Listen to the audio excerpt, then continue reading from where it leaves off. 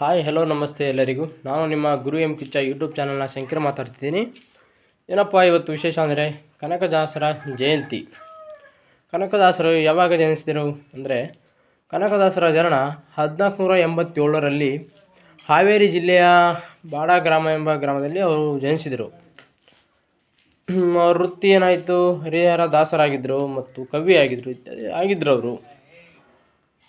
ಅದಾದ ನಂತರ ಅವರ ಮರಣ 1609ರಲ್ಲಿ ಬಾಡ ಗ್ರಾಮದಲ್ಲೇ ಆಯಿತಂತೆ. ಅವರ ಮರಣವೂ ಕೂಡ ಅಲ್ಲೇ ಆಯಿತು. ಅವರ ತಾಯಿ ಹೆಸರು ಬಂದುಬಿಟ್ರು ಬಚ್ಚಮ್ಮ, ಅವ್ರ ತಂದೆ ಬೀರಪ್ಪ ನಾಯಕ ಅಂತ ಅವ್ರ ತಂದೆ ಹೆಸರು.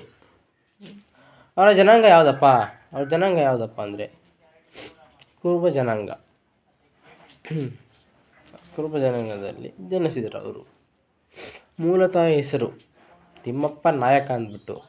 ಈ ತಿಮ್ಮಪ್ಪ ನಾಯಕ ಅಂತ ಹೆಸರು ಯಾಕೆ ಇಟ್ಟರು ಅಂತ ಗೊತ್ತಾ ಯಾರಿಗಾದರೂ? ಯಾರಿಗೂ ಗೊತ್ತಿಲ್ಲ. ಏನೆಂದರೆ ಅವರ ಒಂದು ಮಕ್ಕಳಾಗಿದ್ದಿಲ್ಲಂತೆ ಅವ್ರ ತಂದೆ ತಾಯಿಗೆ.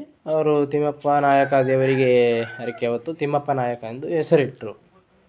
ಅವರ ಗುರುಗಳು ಯಾರಪ್ಪ? ಕನಕದಾಸರ ಗುರುಗಳು ಯಾರು? ಶ್ರೀ ವ್ಯಾಸರಾಯರು ಅಂತ. ಅವರ ಗುರುಗಳು ಶ್ರೀ ವ್ಯಾಸರಾಯರು. ಇದು ಯಾರಿಗೂ ಗೊತ್ತಿಲ್ಲ, ಅಷ್ಟೊಂದು ಗೊತ್ತಿರಲ್ಲ.